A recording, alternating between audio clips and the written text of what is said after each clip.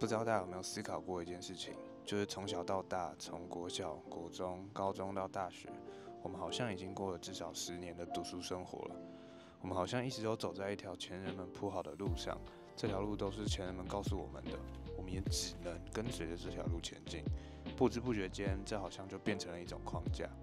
这个框架告诉我们，小时候必须要用功读书才会有好的高中，在高中也要用功读书才会有好的大学，有好的大学还不够，在这里面也要拼了命的考试，冲 GPA， 进实验室，参加各种实习，才有机会申请到好的工作或是好的研究所。有些很厉害的人，或者说很幸运的人，会在这条路上真的找到了自己喜欢的事情，开始把它当作一生的志向。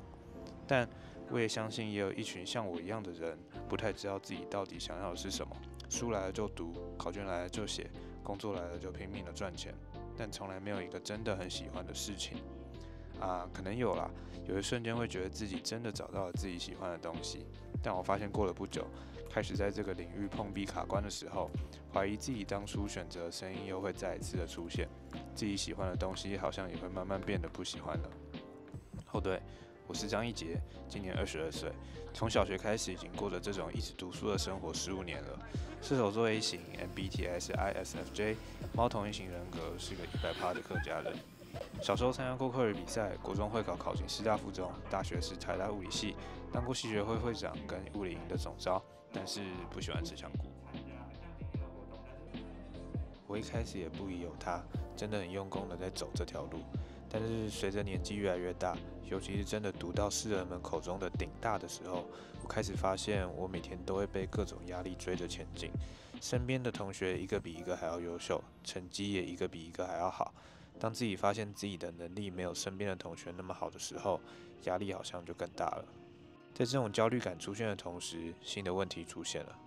要怎么知道自己心里想要的东西是什么？我们怎么知道要怎么朝哪一种好的工作前进？是好的薪水就是好的工作吗？是喜欢的工作就是好的工作吗？那喜欢的工作要怎么找？课本上只写满了一大堆厉害的数学公式跟物理定理，但没有告诉我们这题的答案啊。物理告诉我们世间万物的根本，但这个自己到底想要什么的问题，好像从来没有一个公式，没有一个定理可以告诉我们。刚满20岁的时候有焦虑过一次，就想说都那么老了，怎么还不知道自己想要的是什么？那时候的结论是没有结论，因为那时候没有时间再让我继续空想下去了。我要继续工作，我要继续考期中考，我要考期末考，我还要赶报告。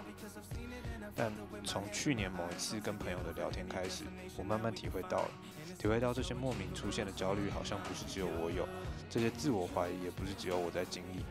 平常看起来光鲜亮丽的大家，好像也都有自己的难言之隐。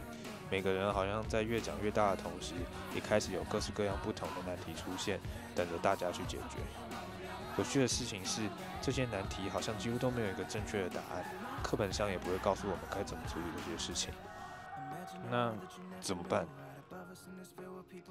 思考了一段时间后，有一个突然的想法从我的脑袋里面蹦出来，那就是为了寻找答案，我决定提早1个学期毕业。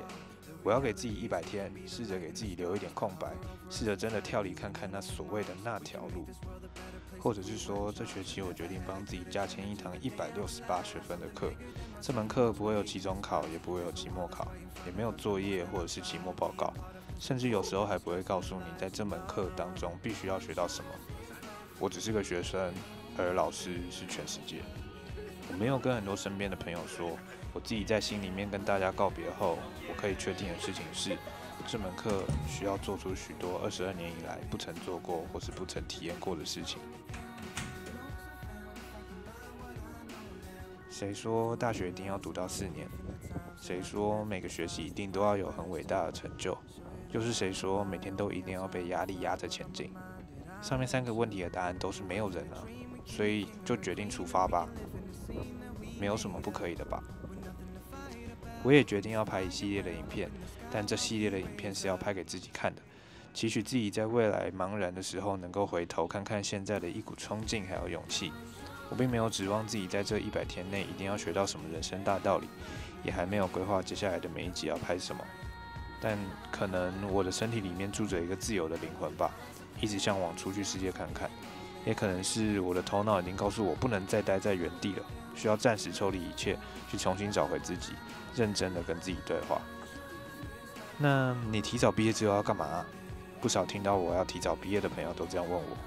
没干嘛啊，我就是要给自己一点空白，因为没有人说人生每一分每一秒都一定要过得精彩，